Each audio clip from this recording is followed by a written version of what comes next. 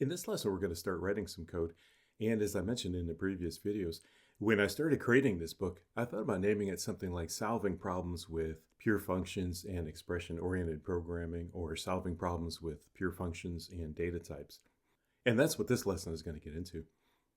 As I mentioned in the book here, when you write Scala code like this with pure functions, expression-oriented programming, and data types, it feels so much like algebra that you can imagine walking in on Albert Einstein. You know, he's writing there at a chalkboard and you can follow his equations as he's going along. And to demonstrate this, what we're going to do in this video is we're going to start writing what I call a word occurrence algorithm. And we're only going to use pure functions, immutable variables, immutable data structures, and expression-oriented programming. And the way I'm going to solve this problem in this video is we're going to start by sketching out a series of pure function signatures, and we're going to do it just like we're writing algebra on a chalkboard. As I note here, if you want to follow along, you can check out the project source code at this URL on GitHub. And now let's get started. And the first thing to do in any problem-solving effort is to write a clear problem statement, and I think Albert Einstein said something to that effect, though I can't remember his quote at the moment. But anyway, what I want to do is write a clear problem statement. So here I say that given a document that's represented as a single Scala string, count the number of occurrences of each word in that document. And then in addition to that statement right there, we're also going to be shown the sample output of the algorithm. And it should have the words in the first column and the number of occurrences in the second column. And I show that here on the next page. So I have the words like the word the, T-H-E, right there, and it occurs 543 times. Then the word and it occurs 210 times, and so on. So the output should just be this list of words and then the number of times they occur in the documents. So I think that's a good problem statement. And now the next thing we can say is, well, how do we get started with something like this? And what I'll say here is that we're going to start by writing a pure function. And that pure function will be a word occurrences or word count function. And I don't want to keep using the word occurrences, so I'm going to keep this simple and just say that I want to write a word count function. So I'll define that as this WC right there. And let's start writing some code. So let me move things around a little bit here. Okay, so over here I open up the Visual Studio Code IDE, and I created a package named word count. And now what I want to do is start writing some code. So we're going to create a function. We're going to name it word count. And then as I state here, I know that from the problem statement, word count is going to take the document as a string input parameter. So I know that I can say that's the input parameter for our function. And then I know that the output is going to look like a map. If you think about it right here, that output right there looks like a map right here. So let me scroll up a little bit. And you can see what a map would look like when it contains that data. And actually, more specifically, it's going to be a sorted map. So we're going to want to use a vector map. That's a specific type of immutable map in Scala that lets us retain these elements in a sorted order. So I want to say that our code is going to return a vector map. And as you saw over here, each element is going to be a string and integer pair. So that's why we define the type like this, because the key for each row is going to be a string, like the word the, and then the value is going to be an integer like 543. So then that's how we define this in Scala. So we say it's a vector map and it's going to contain a string to int pair, and that's going to be the return type for the word count function. Okay, this is a good start. We just sketched the type signature for the word count function. And as we saw, it's going to take a string as input. It's going to return a vector map. And one other point I want to make is that I'm just going to sketch the function signatures and sketch the algorithm as we go through here. And then in future videos, I'm going to implement the body of all these functions. But let's just jump into the code and then you'll see what I mean. As I note up here in their book, there's a lot of ways we could proceed next. But because the requirement is that we just turn a string into a map, I want to be clear that there's no need for us to deal with that string as paragraphs and sentences. So we can just work with that string as it is and adjust it slightly for our needs. And having thought about this before, I know one of the first things I want to do is get rid of all those new line characters in the string. And what we could do is replace all those new line characters with blank spaces. And then when we have multiple blank spaces in a row, as I note right here, we can squeeze those down later. So what I want to do right now is I just want to replace those new lines with blanks. So inside of here, I want to have some code like this. So I want to have like val string without new lines, and that's going to be equal to this function that I'm going to create. So I want to call this function replace new lines with blanks, and then that will take the document as input. And furthermore, what we can do is come down here and start implementing that. So now we can say, well, I know this is going to be a pure function. It's going to be named replace new lines with blanks. It's going to take a string as input. And then all it's going to do is replace those new lines with blank characters. So it's going to return another string as output. And then we can mark the body of that right now as to do or TBD. And the way you do that in Scala is you just use these 3 question mark characters. This is actually legal Scala code over here, these 3 question marks. So the way you use that is when you're sketching Scala code like this, you can use those 3 question marks as the body of a function, or when you're teaching, you can also use it. And that's perfectly legal code. This code is actually compiling right now. If I save that, you'll see that it compiles. And the only thing you can't do with that is you can't call it right now. So we'll just leave that like that. And you'll see the little error message right up here. That little red squiggly line means that there's an error. And that's because the output of this body right here, so far this is the body that we're defining, and this output from this body does not equal this vector map. So as long as I go along, we're probably going to have that red squiggly line until I get to the very end. But now what I want to do is just keep developing more pure functions until we can get the solution that we want here. So right now I have a string without new lines right there. And next up, I could either squeeze all those extra blank spaces down into one blank space, or what I do in the book here is I get rid of formatting characters. So what you can imagine over here is that there's going to be strings like hello, comma, Al, how are you, types of things. And what we want to do in this next step is we want to get rid of all those formatting characters like that and that and that. And so then we end up with just this string of pure words like that. So that's what I want to do in this next step. So here we're going to create a function. We're going to call it strip formatting characters. And again, this is going to take a string. If you imagine what I just had up there, this is going to take a string as input. And it's going to return another string as output. And again, we're going to leave that body as to do or TBD, just like that. And now what we can do up here is say, well, I want to have a string without formatting is what I'll call this one. And that's going to equal, so I'm going to take those strip formatting characters, and then we want to pass in the string without new lines. It looks like I might need a little more space here. So that should be the second step. And now this string right here will not have any new line characters, and it won't have any formatting characters. So now if we come back over to the book here, so far I've gotten rid of new line characters with that function right there. So that one took some text like this and it reduced it down to one line like this. And then in the second pure function here, strip formatting characters should have gotten rid of all these formatting characters. So it got rid of question marks, semicolons, periods, exclamation marks, and reduced the code down to this. And the next thing we want to focus on here is that there were new line characters here and here, and those will end up being 2 or 3 spaces in places like that, or there may even be blank spaces here at the end, multiple occurrences of blank spaces. And what I want to do now is squeeze those blank spaces down into one. So these 2 blank spaces right there will be squeezed down to 1 by the time we develop this new function. So let me just copy that and come over here and say we're going to develop this. So once again, we're working with strings, right? So we're taking a string as input. We're taking a string as input that looks like this one right here, and we're going to return another string as output. And the only thing different about that new string is that these multiple blank spaces will be reduced down to 1. So we take a string as input, we're going to return the string, and the function body will be defined later. And again, I want to reiterate that I'm just sketching the solution to this problem, and in a later video, we'll start implementing these functions right here. But right now, I'm just thinking about this problem here, and I'm solving the problem while using data types like these, and pure functions like these right here are all going to be pure functions by the time we're done. So now if I come back to the word count function, the next thing I want to do is say, well, now I'm going to have val. This will be a string with, let's call it single blanks, and that's going to be equal to squeeze blank spaces out of that previous string. So the previous one was string without formatting like that.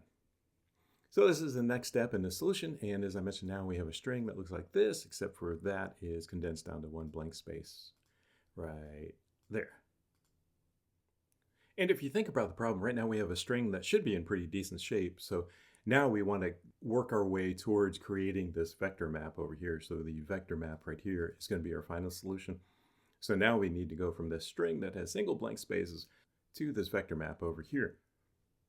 And having thought about this problem before, I know that what I want to kind of do is convert a string now into a sequence of words, or in this case, a sequence of strings. So in Scala, the immutable types that we would use for that are seq right here, seq, list, which is a singly linked list, and then vector. And as I mentioned in the first course, vector is recommended for use in most cases with immutable sequences because it has a really good performance profile for many different types of uses. Well, one thing I should also mention is that seq is a parent type for list and vector. So if I showed a class hierarchy diagram right now, you would see something like seq would be up here as the parent type. And then if I scoot over there, you would see list will be over here, and then vector is going to be over here. So then go back there, list is going to be there, and then vector will be over here. So this is what I mean when I say that seq is the parent type for these.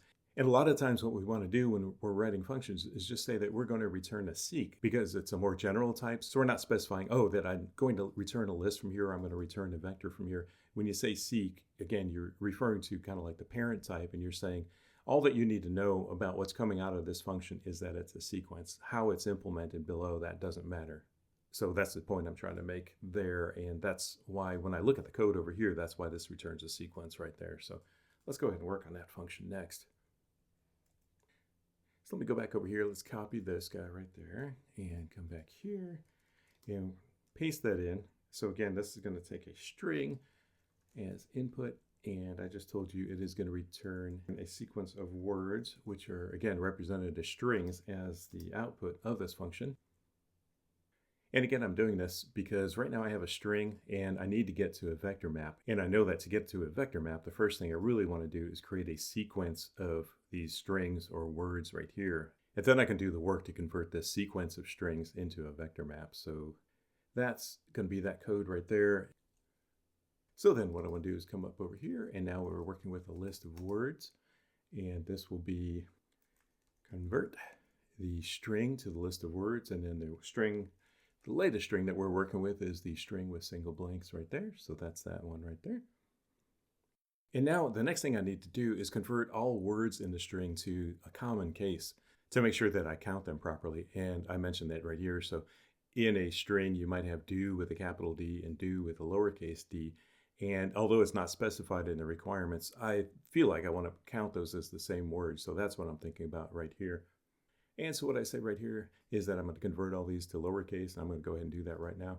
So what I'm going to do is take that list of words as input, and so you don't have to watch me type. I can just copy all of that right there, and then we'll come back over here. So again, this is going to say, I want to lowercase all words, so I'm taking a list of words right here, and that's a sequence of strings as my input, and then I'm going to return a sequence of string as the result of this function. Like that. And now go back up here to the word count function, and I can say something like val lowercase list of words equals lowercase all those words, like that. And that's going to take list of words as an input parameter right there, because that was our previous variable right there.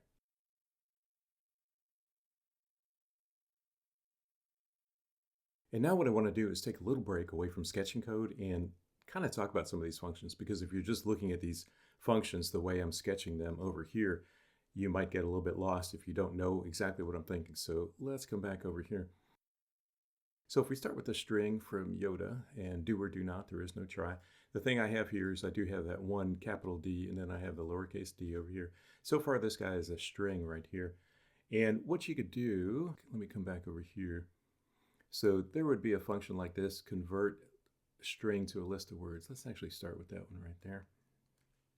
And I know that generally speaking, all you have to do to convert this input string to a sequence of words is something like this. So we'll take that input string, and then I want to split that on blank spaces.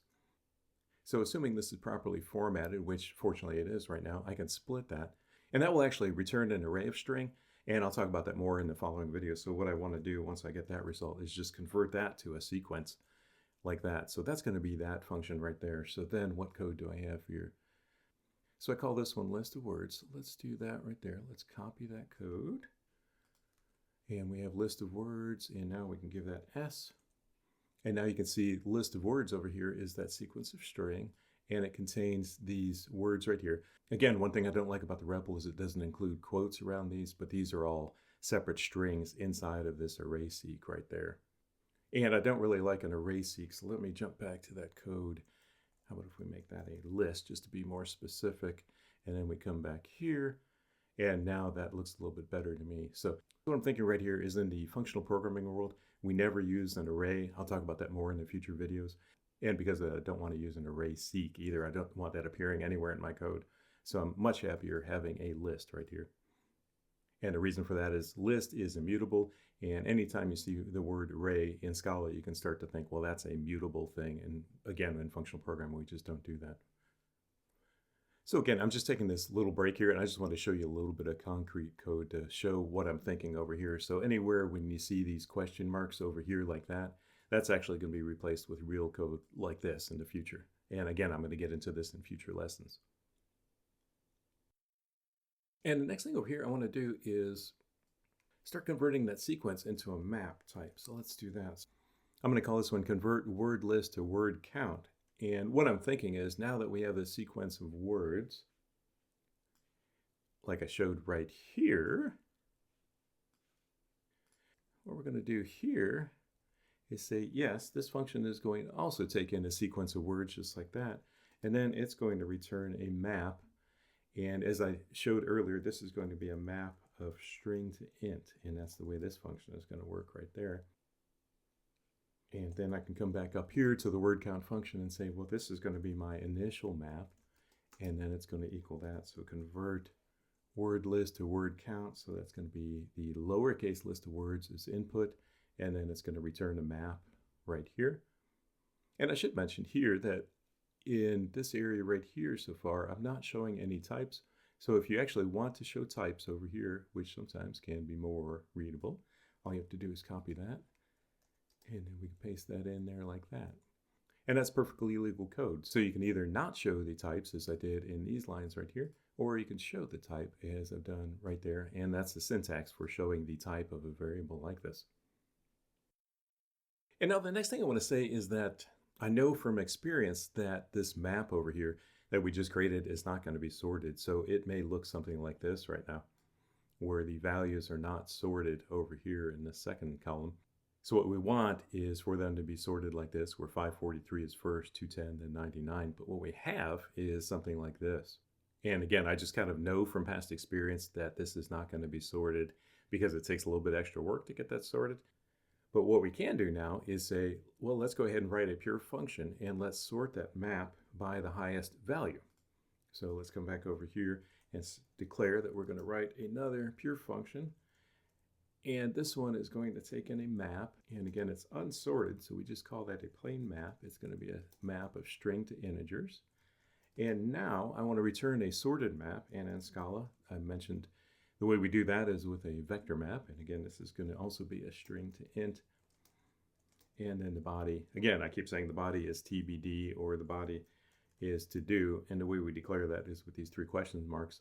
It's kind of funny because there was actually a discussion on the Scala forum about whether that should be TBD or to do. And then they decided just to keep it as the 3 question marks. And now assuming we can implement this function right here, then what we're going to do over here is say, well, our sorted map is going to be equal to sort that other map by the highest value. So we're going to sort the initial map by the highest value, and that will give us this sorted map right here. And actually now you see that red squiggly line right there. If I say sorted map is going to be the return value of this function, and then I save that, you'll finally see that red squiggly line go away right there. And that's because sorted map has this type right here, vector map of string to int. And this type right here matches the return type of the function right here. So now the compiler is happy.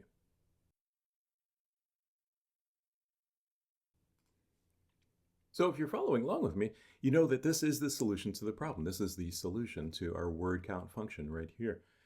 And notice that all I did was I created all these pure functions right here. And then I used those pure functions to create expressions up here. So I created these expressions.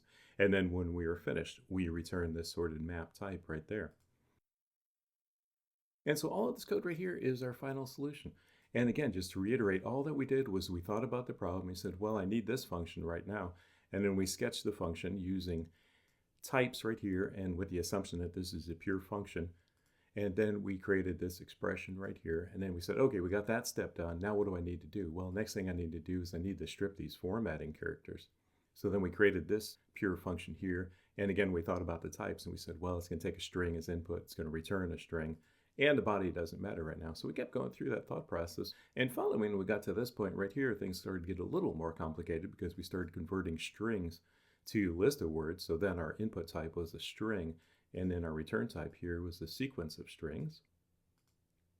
And then the next function, we took in a sequence of string, returned a sequence of string. Then we started getting a little bit more complicated on top of that. And we took in a sequence of string, returned a map of string to int values. And then finally, in the last step, as we were, again, just thinking through this problem and sketching through how we would solve the problem, we said, okay, this final one is going to take in a plain map of string to int, and then I need to return a vector map because the vector map is sorted, and that gives me those sorted values that I need.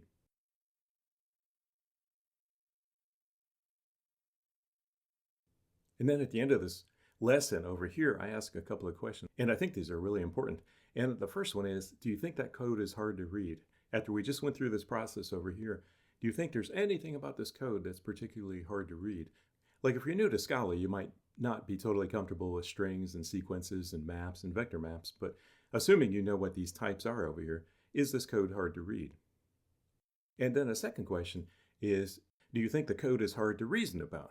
So not just is the code over here simple to read, but is there anything about this that's hard to reason about right now? When you look, especially at this function body over here, is there any part of this that, you're looking at it, you can't understand it as we go from one line to the next? And my hope is that what you're actually going to say is, well, I think that code is about as simple as it gets.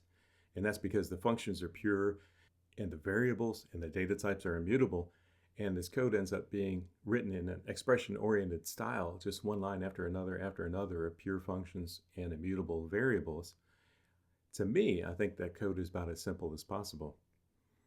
And I note over here, I don't use the word just simple anymore in programming books because everyone's background is different. And if you don't know what a vector map is, then you're going to say, well, that's not really simple. So that's why I say as simple as possible. And I do think this type of code is as simple as it possibly can be.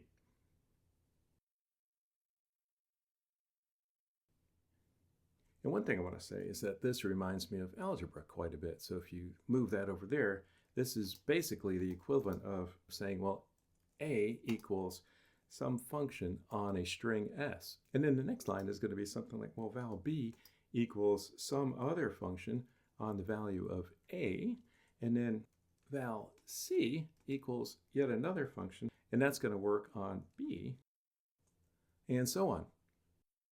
And so the point I'm trying to make is that this code right here is almost exactly the same as this algebraic code right here.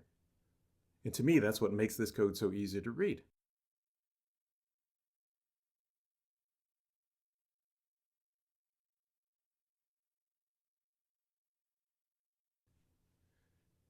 Okay, so finally, let me just come back to the book here and make a few more points, and then we'll be done with this lesson. And the first thing I'm note here is that I think this is pretty cool. We basically solve this problem just by sketching out this series of pure function signatures, and then we combine those signatures just like a series of algebraic equations, like I just noted. And then the only thing that's left to do is to write the code inside these function bodies over here. So we just come over here and work on that function, come over here, work on that one, work on this one, etc. And I'm going to go ahead and do that in future videos. One thing I more or less noted is that it helps as you're going through this process. You might want to jot down samples of the input you expect to receive and also the output that you expect to come out of a function. And so that's when, if I go back in the book here, right here, it helps to know that that map sorting function is going to take in data that looks like this, and then it's going to return sorted data right there. And that's what I mean by this here. A couple of other notes I wrote as I came to this section of the book is that you really do feel like you're a mathematician or an architect. And again, that's because you're writing code that looks like that. So you feel like that mathematician. And if you don't like the math analogy, you can think of an architect or an engineer. And so you're creating all these things over here, and then you're just combining them together. So it's kind of like you're creating pipes and then combining them together. And actually, in Functional Programming Simplified, I note that this kind of style of programming is very similar to using Unix commands or Linux commands and then combining them together with pipes. So what I mean by that is in Unix, you might have something like, well, you'll have ls-al, and then you'll pipe that into something. So let's say you want to list all the directories. And then after that, you might want to grep for something else like, oh, I don't know, directories that have the name Alvin in them or something like that. But that's actually really interesting because you're getting the output of this, which is a string. You're piping that right here into this other, you could think of that as being a pure function. So it's going to either return another string, or you can think about it as being a sequence of string, an immutable sequence of string, by the way. And then you pipe that output into this other thing here. This also acts as a pure function. So again, in Functional Programming Simplified, I make the comparison between this style of coding right here and working with Unix pipelines like that. Another point I make here, and I haven't mentioned this yet, is that there are things you can do in Scala to make your code even more readable. So in the last function, you saw that we were returning a vector map, and that vector map is returning string to int pairs. But with Scala's type system, you can actually make this more descriptive, and you can say, well, I don't want to call that a vector map.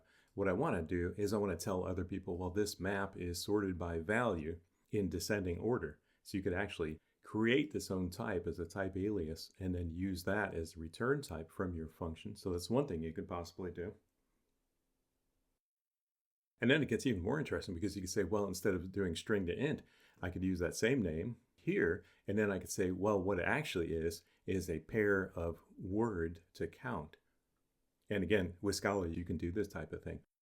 So what I think is an interesting thought exercise is right here. So if you walk into someone else's code base, which of the following options would you like to see for this problem and why? So what I mean by that is the return type from the word count function. If you had this return type right here, what would you rather see? Would you rather see map of string to int? And personally, I think this first one, map, is wrong because it has no implication that the map is sorted. So personally, I would get rid of that one right away. And then I think the competition here is, would you rather see vector map of string to int? Would you rather see this one of string to int, or that same name along with word and count right here? And to me, that's an interesting thought exercise. And what I encourage you to do right here is just to form an opinion on it. What would you rather see, especially out of these three options? Which would you rather see as the return type from the word count function, and why? And I'll show this type alias functionality in later videos, but the important part for right now is you just need to know that you can do this. And then the question again is, what would I rather see?